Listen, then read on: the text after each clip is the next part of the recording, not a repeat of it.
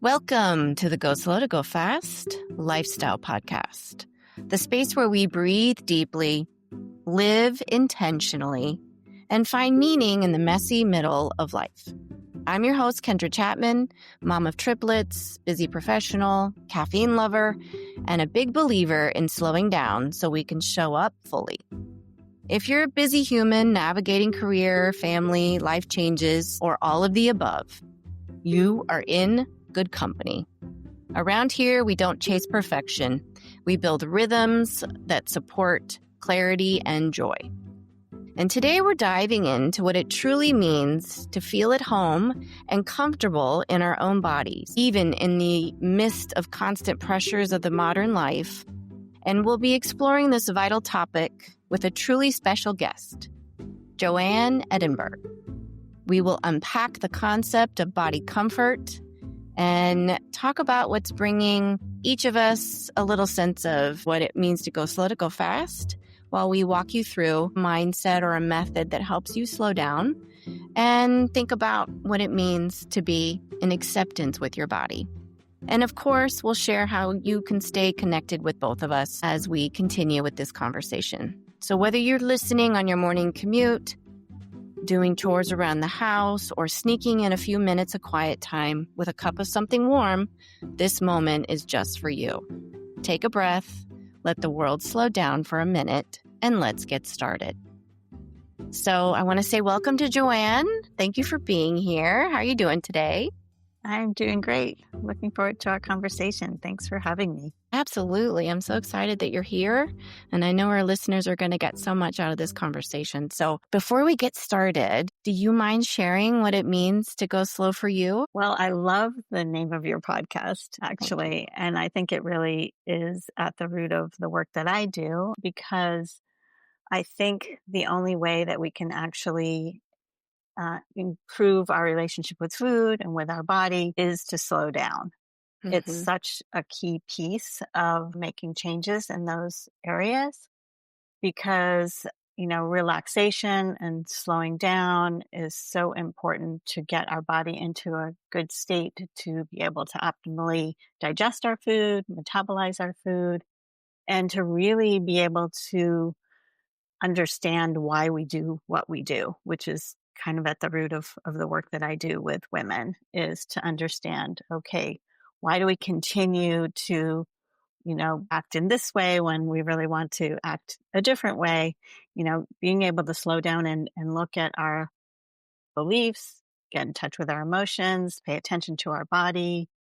That is the only way we're going to be able to figure that out. So I love that. And actually, one of my favorite books, which was written by my teacher from my eating psychology coaching training program, is called The Slowdown Diet by Mark David. And so it gets a lot into the work that I do and the concepts that we'll probably talk about. So yeah, I love it.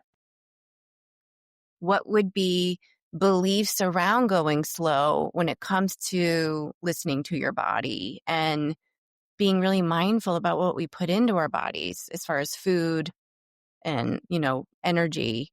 So can you share a little bit before we get into that about how you started in this space and why you do the work that you do? Yeah, I think I've always been interested in health and nutrition and wellness. And, I was a social worker for a time. I've done a lot of different things. I've been a yoga instructor. I was a birth doula. So when my kids were in school and I was trying to figure out what I was going to do next, I found this eating psychology program, which really tied together a lot of the things that I was interested in. And I think for me, like most women, my relationship with food and with my body was not the most healthy. And, I think I spent a lot of time worrying about how I looked and how to change myself and trying to be perfect and trying to find the latest and greatest diet or way to eat or way to exercise, try to fix myself. I had a lot of food sensitivities, so I had really, I would say, a very unhealthy relationship with food because of that, because I was always worried about what I could eat. if I was going to go Mhm. somewhere socially, or if I was going out to eat, it was so stressful thinking about, okay, I can't eat that. I can't eat that. This isn't going to be good for me. Or I would eat things Mhm. that supposedly weren't good for me. And then I would go into that whole guilt shame cycle. Mhm.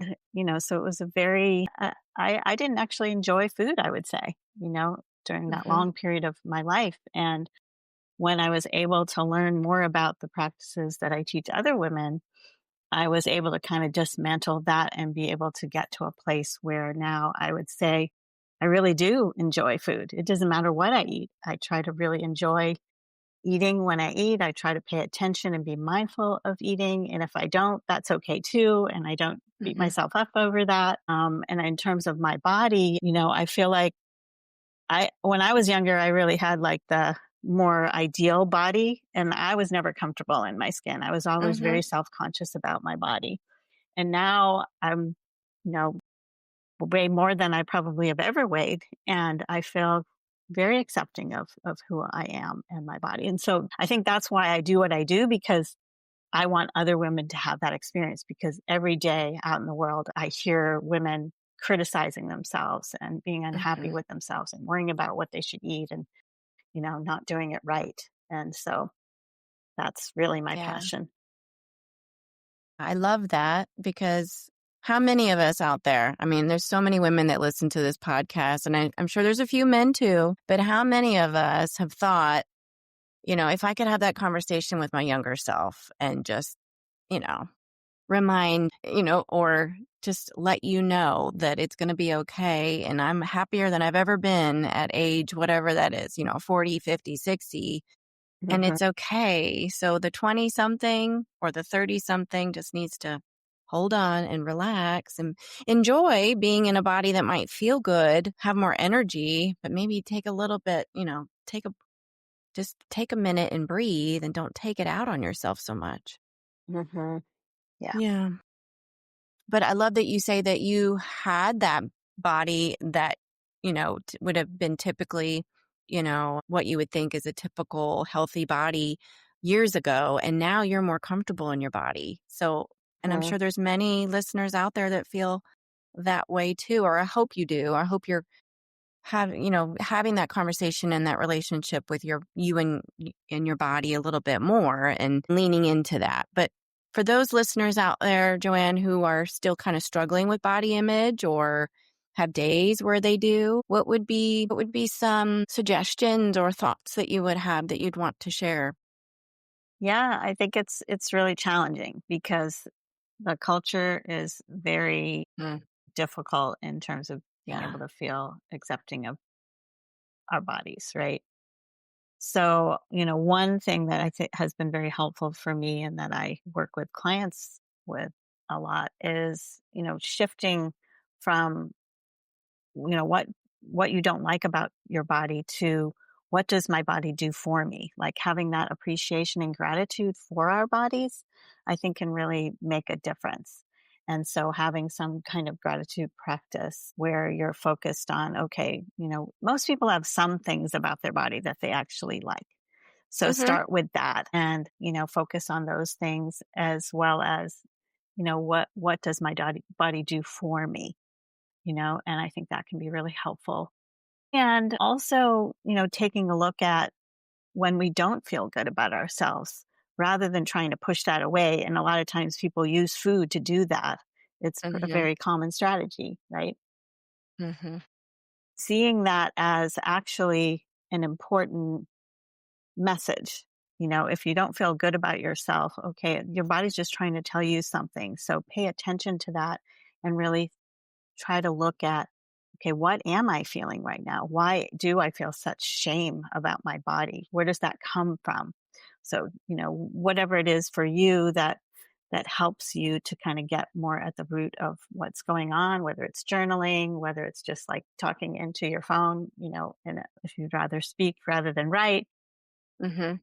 talking to someone else, I think it can be really helpful, because once we can kind of get at the root of why we feel the way we do, that's the only way that we're going to transform that.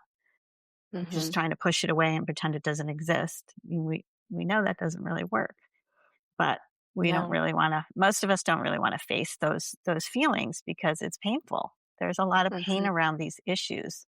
Yeah. How we were spoken to, how the culture in general talks about these issues. It's not easy. Right. Uh, yeah, Right. I yeah, mean, you bring up so many good points that it's either something coming from outside of our body and our self influencing how our thoughts are about ourself. It's either, and we can be judgmental. It's either good thoughts, bad thoughts, whatever that looks like. But it's really the goal is to have that internal dialogue where you are feeling more positive, and it might be different on every day, but the more positive we can reflect those thoughts and think different maybe when it is not a great day, or, you know, choose a different thought and be thankful for what we do have. Like the other day, I overdid it with some chocolate chip cookies because I needed chocolate. I thought I did. My body was telling me I needed chocolate. And so I overdid it on the sugar and the chocolate. But then I didn't feel so great. And instead of being upset with myself, I just, kind of had a little conversation with my body and just said, okay, the next time you want to go for a chocolate chip cookie, we're going to do one and not four because we're not feeling good. And how does that feel? And I would say that's different than 10 years ago where I would be like, oh, that was a stupid choice. Mhm, I'm mhm. not doing that anymore, but I'm still definitely having those feelings of like, why did I do that? Here we Yeah. go again.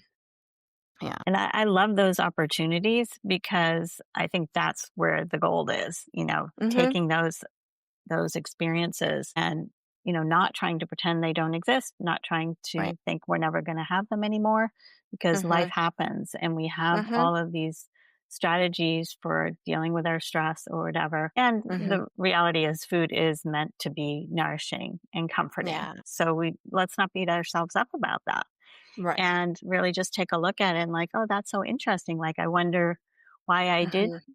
do that, and not judging it as good or bad, just trying to Mm-hmm. understand it and shifting out Mm-hmm. of that self judgment to just getting curious and having that compassion for ourselves. Like, well, of course I did that. That Right. makes total sense. And I think sometimes we think that overeating, for example, or eating certain foods is like the worst thing in the world, when in reality, Right. it's just like a strategy for dealing with life. And Mm-hmm. it's not necessarily good or bad. It's just Mm-hmm. that's what we do. And being able to shift, if we want to make changes in Mm-hmm. those strategies, Mm-hmm. thinking about, like, I don't know, just being able to accept where we're at. And yes, like you said, oh, maybe there's some other things I could do when this happens, and Mm-hmm. getting really conscious about that. Like, okay, this is my list of things that I do when I'm stressed to nourish me, to make me feel better, to make me feel more grounded, to have more energy. These are the people I like to talk to. So these are the activities I like to do. So that's a lot of the work Mm-hmm. that I do with my clients too, is to have other strategies like expand your toolbox, right? Yes. And, Right. not again beat yourself up every time you go back to your usual go-to. Yeah. So, Yeah. Yeah. Yeah.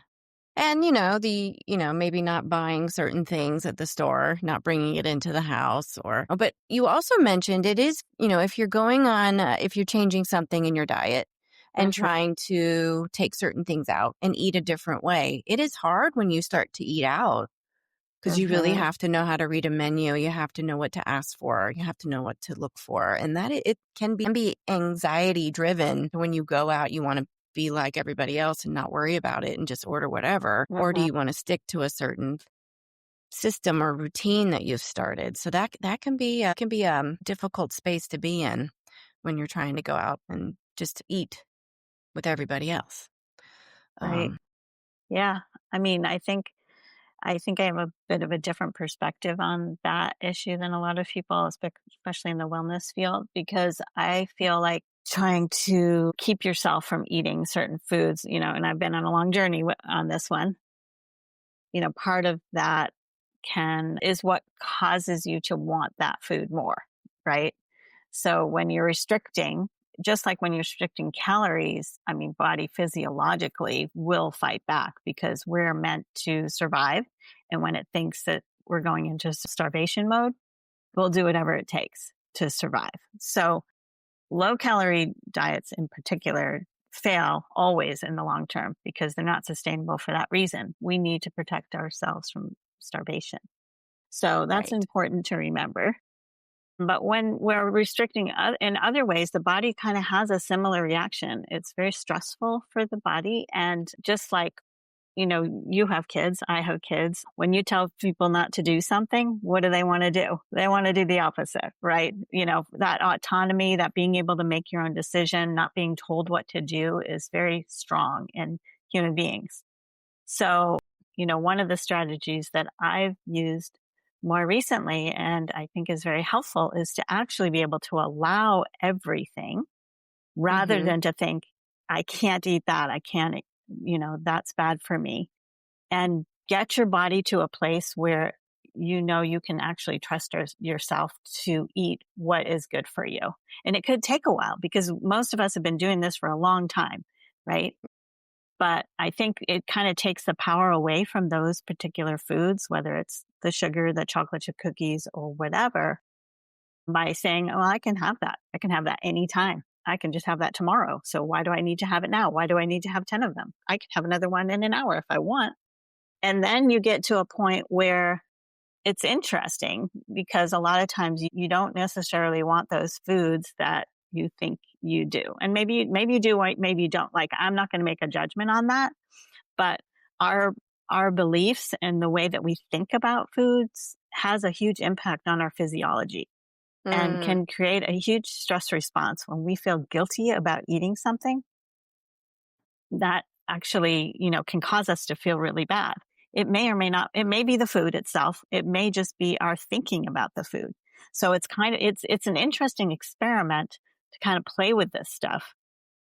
Sometimes when we're on vacation or when we're at a party, we're really feeling good about ourselves and we eat things that maybe on a different day we might have a completely different reaction to. Like sometimes it's different. We don't always react the same way to the same foods. I mean, of course, if you have an allergy or something like that, that's different. That's not what I'm talking about.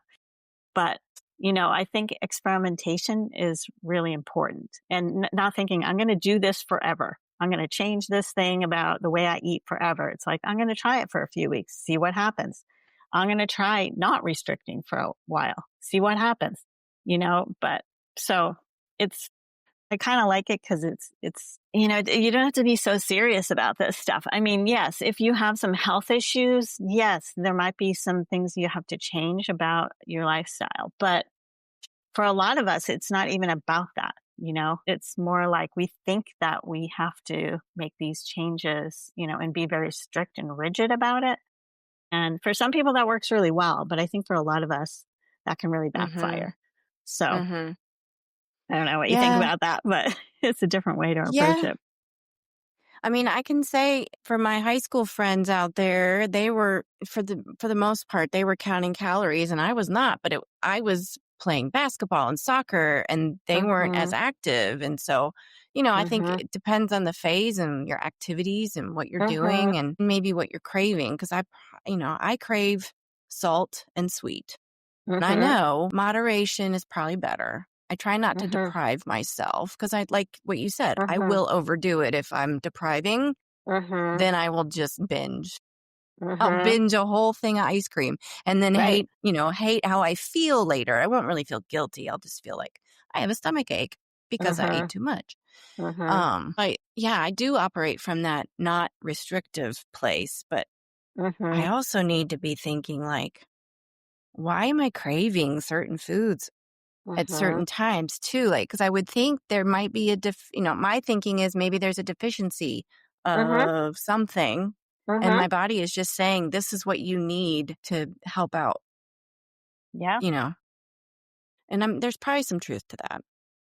I think that's true. And I Yeah. also think it can be helpful to look at like what is that food giving you? Like what need is it meeting? And food meets a lot of needs for us. And sometimes if we aren't getting certain needs met in other arenas in our lives, plays a really maybe too much of an important role. So kind of thinking about, okay, how else can I get this need for, satisfaction, for comfort, for connection, for, whatever it is met, then sometimes that focus on food goes away or it becomes less.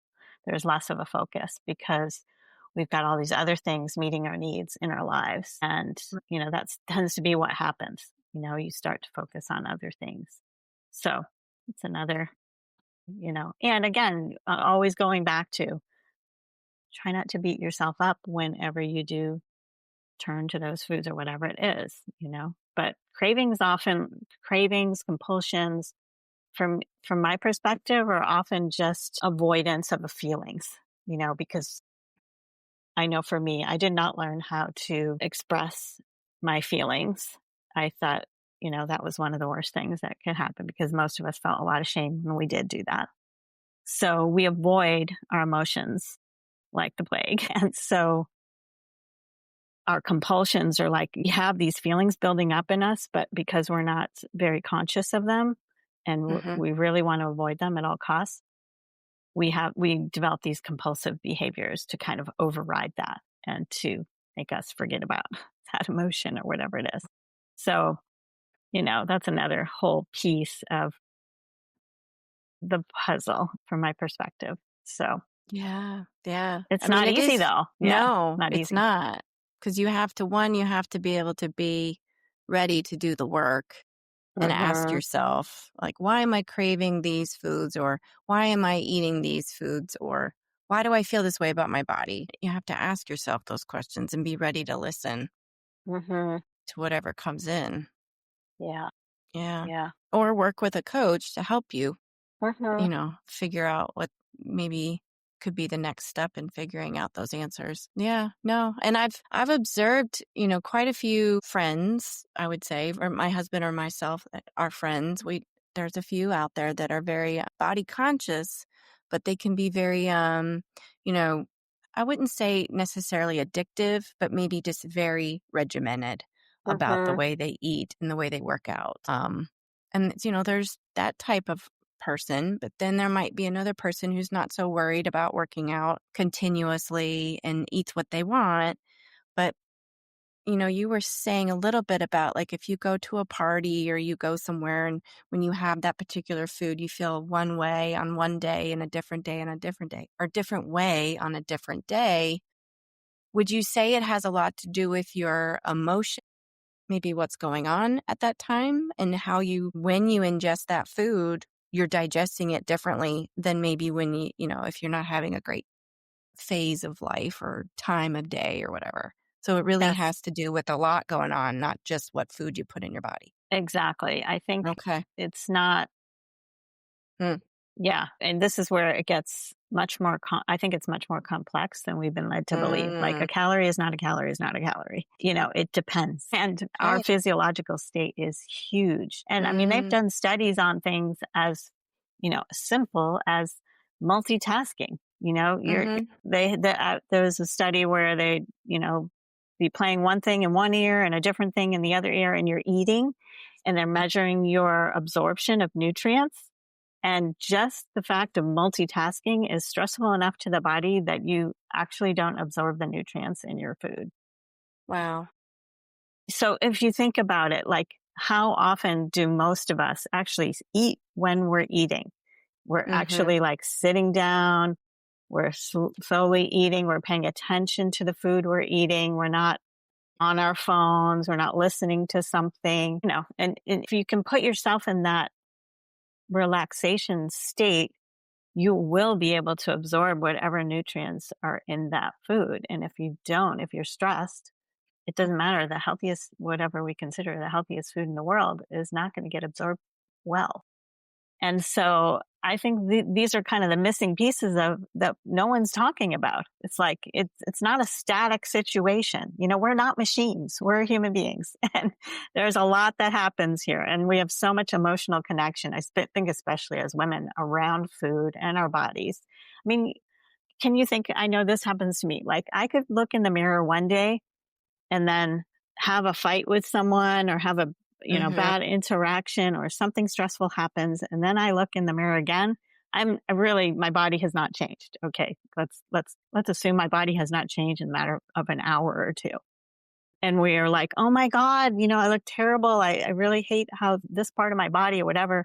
So it's not, Mm, so much is really our perception about things. It's not hmm. like, so yes, I Yeah. definitely think that what we eat in our social situations and what's going on in our lives, if we've got a lot of stress, like kind of that low level stress, whether it's from a relationship, from a job we don't Mm-hmm. like, whether we're, just having a hard time, illness, family Mm-hmm. situations. I mean, it can absolutely impact how we feel about ourselves and how Mm, we literally digest our food.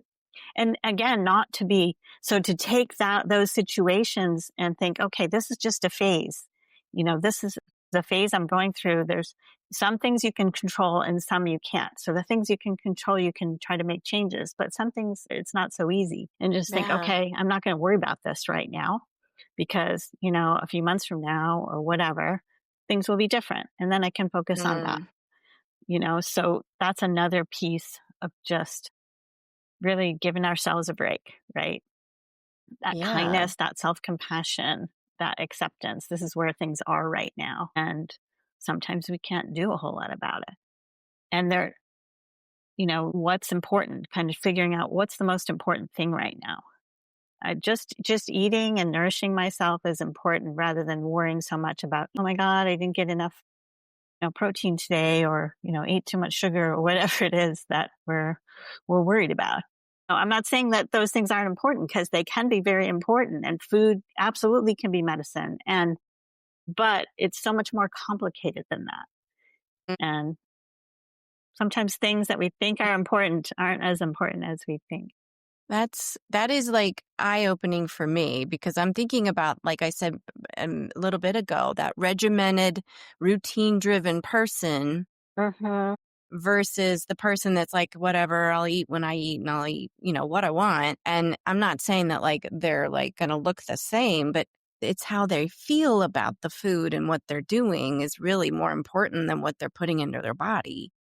So that kind of does ring true then, because I can think about there are times where I've had a meal.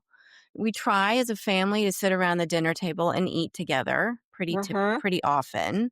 But, Mm-hmm. the typical American family is pretty busy. And so we're not always going to have time to sit down every meal. But when we do, and I take time to make the meal and I'm in a good mood, the food just tastes better. I can Mm-hmm. tell a difference. I can tell a Mm-hmm. difference.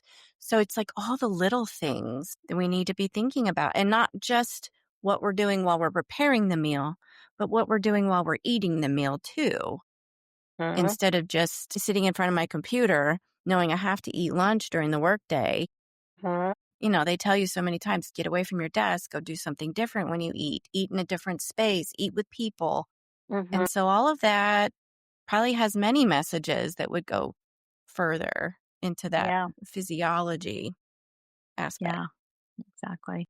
And, sometimes you just have to do it. It's like, okay, I got a really busy day and I need to eat. So I'm going to work while I eat, and that's okay too. But just being conscious of it, think, okay, tomorrow, do I have even 10 minutes, to just take a short break and just focus on eating and not doing something else at the same time. So, yeah, it's more like those little changes. It's not having to do it all at once, not always having to do it. It's just being aware and conscious And going slow. If you and can go going slow slow. and enjoy your meal. Yeah. Exactly.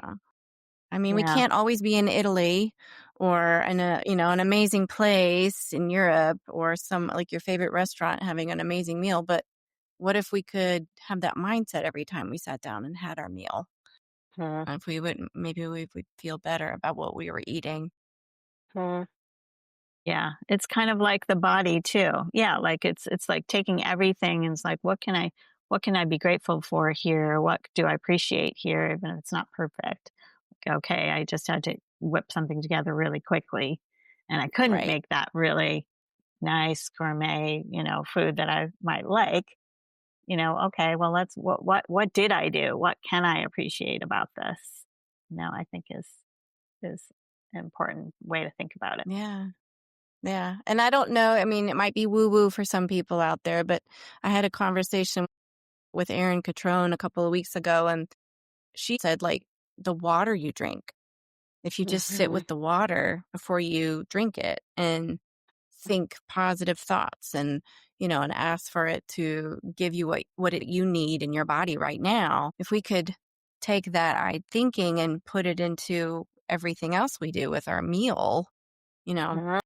kind of brings me to, if you are somebody that prays before you eat or does some sort of intention before you eat, like that could probably make the meal even better as well, if that's part of your routine or your values and beliefs. Yeah, I mean, anything like, again, all of those things put us into that relaxation state, which is really what's important because, it's called rest and digest for a reason. We need to be relaxed when we're eating. So whether it's prayer, Yeah. whether it's breathing, whether it's just taking a moment of silence or appreciation. Absolutely. I think that absolutely Hmm. makes a difference. And I am a huge believer in like the frequency that we put out. Like there's this whole energy field around us. It's not just Yes. our physical body, and it makes a Right. huge difference. So I really like to focus on like how do you feel? Like as opposed to focusing so much on how we look, which Hmm. has its place. I'm not saying it's not important at all, but how we feel has much more of an impact, even in how we present ourselves to the world. Like people want to look a certain way because they want to be more attractive. They want to be more successful, Hmm. more confident. Well, actually, that energetic place, of feeling good about ourselves is what is going to get us those things. Because we know lots of people who look the perfect body. They do not necessarily feel great about themselves. They are not necessarily confident or feel good in their body. So, or attractive even. It's like that attractiveness is a lot more complicated than I think, okay, it's been difficult these days using apps to meet people. Of course, you're going to look at someone's two-dimensional picture and make a judgment. But beyond that, when you actually meet someone and talk to someone in person, there's much more to it than our physical appearance. So, Right. there's, Any of you out there have been on a blind date, you know what that's about. yeah, and Yeah. I'm not saying it's easy, but, it's No. just important No. to kind of remember that, like, how we feel about ourselves is critical to all of this. Absolutely. So you were saying something about was it slow eating method Yeah, or? well, the Slowdown Diet's the name of the book. It's not really a diet. It's not really a diet. I'm sure for marketing they had to put the word diet in there, but yeah, it's really about all this stuff we've been talking about. Like, how can you focus on being mindful and present when you eat? What about pleasure? Pleasure, how can you really appreciate what it is you're eating? And kind of thinking about all those beliefs that we have about food. And so it kind of gets into all of those realms. Slowing down definitely is a big piece of it. There's lots of strategies you can use to actually slow down while you eat. Can you just like consciously think, okay, normally I eat in about 5 minutes. Can I try to extend that and make it last 10 minutes or 20 minutes or something like that? So those kinds of things, Yeah. taking breaths and being relaxed when you eat. Even if you Hmm. don't initially, and then halfway through your meal, you're like, oh my God, I'm like not paying attention at all, or I'm eating really fast. Like to just think about it at that point or think about it afterwards. Like, oh, that was kind of interesting. I noticed that. Hmm. So it's like the noticing and the awareness is the first Hmm. step. It doesn't mean you have to change everything right away, but that Hmm. is like a step to moving in that direction. So Yeah. there's a lot of things Yeah. you can do. Right. And that is so hard for some people. I can think of my husband who is, because of his job, he's a retired law enforcement. And they had to eat quickly and eat when Hmm. they could. And, they had to be out the door or in their car or whatever. So Exactly. he still does that now. And he's been Mhm, retired for years. And he's the mhm, first one finished. And I'm always like the last one because I spend so mhm. much preparing my food and then sitting down and eating it. And so, it's always this ongoing joke, and if we're out, he always says, I never got my food from the waitress. He always goes back and forth like that. There's nothing on the plate, or yeah. So it's just, there are people out there that eat so fast. I don't even know if they taste their food. Yeah. Yeah. So just to having that practice to see how that can be different is interesting, because sometimes you will choose different foods if you're actually slow and present than if you're not. So, right. Absolutely. Yeah. This definitely resonates with me and it makes sense. So I appreciate you coming on today and talking about this, because I think it really does go hand in hand with how we think about food, our routines around food, and then how we feel about our bodies because of how we feel about food. So, yeah, it's very resonant to other parts of our lives, like how we eat often is how we live. And, there are lots of messages around our issues around food and weight and body that are just messages. It's just trying to teach us something that we need to, learn. And absolutely. So I love that about it, because it's something we do every day, Yeah, So it is. There's a lot we can learn from it. Right. Yeah. And I mean, there are so many diet fads out there, so many ways that people think that they can lose weight. And you can lose weight with several of these methods, but you're not going to keep the weight off. And it's really just about, where do you feel comfortable in your body?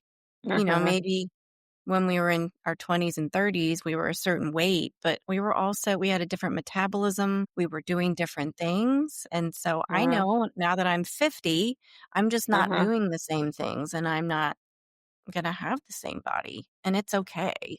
Right. But yeah. And there are going to be days where I'm going to be like, you know what? Thank you. I appreciate my body for helping me, walk as much as I did, or go hiking, or, out in the garden, or, yeah, I'm really feeling that sore, back because, I was weeding the garden a lot, but it's good to feel that, because then you're grateful that you can do that. Yeah. You've talked a little bit about not worried about how much you eat or what you eat, just thinking about when you do eat, what your thoughts are. But is there anything else message-wise that you want to share before we let you go today? I would say, enjoy your food, enjoy eating, and try not to stress about it so much. But if you are stressed about it, or you do have a lot of negative feelings when you're eating, just look at that as an opportunity to dig a little deeper. Think, oh, I wonder why I feel that way. Like, it's just food. Food, it's not a moral thing. Like, we have this thing about foods being good or bad, healthy, unhealthy. It's just food. So you kind of lighten up a little bit about it, and also know that it's hard. This is not easy work, because we live in a culture that makes us believe all of these things. But yeah, trying to relax a little more and enjoy when you eat, I guess, is one takeaway message. It's been tradition, and I think a human experience, to enjoy food with others. And it's a time to come together, and we're all in different phases and places in our life. So it could look different for everybody, but hopefully you can enjoy and relax with food after listening to this episode a little bit more. So thank you, Joanne. I appreciate you being here, and your time and your wisdom. And I'm going to have you in my head the next time I'm making a batch of brownies, or any of my other chocolate treats, and it's okay. Enjoy it. Enjoy the chocolate. That's good. Yeah. I might add some icing to my brownies, and it's okay. All right. 'Cause it's supposed to be sweet. Life is sweet. So let's make it count, right? That's right. Well, thank you. All right, guys, I'll make sure that I put all of Joanne's contact information in the show notes. And let's keep this conversation going. I'll include anything from socials for both of us as well, if you want to reach out to get to know Joanne a little bit more and learn more about what she does and the work that she puts out in the world. All right. Thanks, guys. Thank you. Thank you. Yes. Thanks for being here, Joanne.